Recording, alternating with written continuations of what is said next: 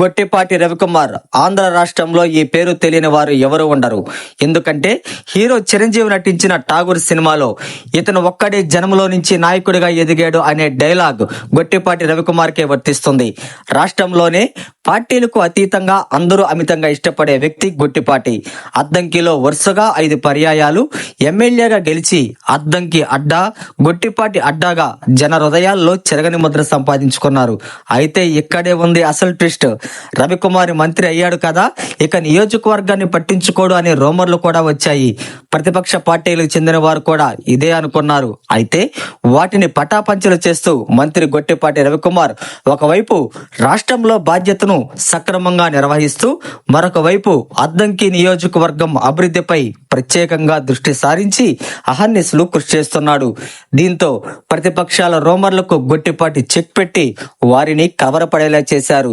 అద్దంకి నియోజకవర్గ ప్రజలు కూడా ఇది కదా గొట్టిపాటి అంటే, అతను రంగంలోకి దిగితే అంతే అంటూ బహిరంగంగానే వ్యాఖ్యలు చేస్తున్నారు. కొంతమంది మంత్రులు అవగానే గ్రామాలను పట్టించుకోరు, కానీ గొట్టిపాటి మాత్రం దానికి భిన్నంగా అతడే ఒక సైన్యంలా నియోజకవర్గాన్ని అభివృద్ధిలో పరిగెత్తిస్తున్నాడని విపక్ష పార్టీల కార్యకర్తలు సైతం మెచ్చుకుంటున్నారు. ఈ రోజున గ్రామాలలో రోడ్లు మెరుగుదిద్దుకుంటున్నాయంటే అది గొట్టిపాటి రవికుమార్ పుణ్యమేనని పల్లె ప్రజలు సంతోషం వ్యక్తం చేస్తున్నారు. ఓ సినిమాలో హీరో మహేష్ బాబు ఊరి అభివృద్ధి కోసం పోరాడితే నిజ జీవితంలో రియల్ హీరోగా గొట్టిపాటి రవికుమార్ రాష్ట్ర అభివృద్ధి కోసం అహర్నిశలు పోరాడుతున్నాడని అద్దంకి నియోజకవర్గంలోనే కాదు, రాష్ట్రంలోని ప్రజలు కూడా ఇదే భావనతో ఉన్నారు. మొత్తం మీద ది లీడర్ అనే పదం రాష్ట్ర ప్రజల మధ్యలో గొట్టిపాటికే సొంతమైంది.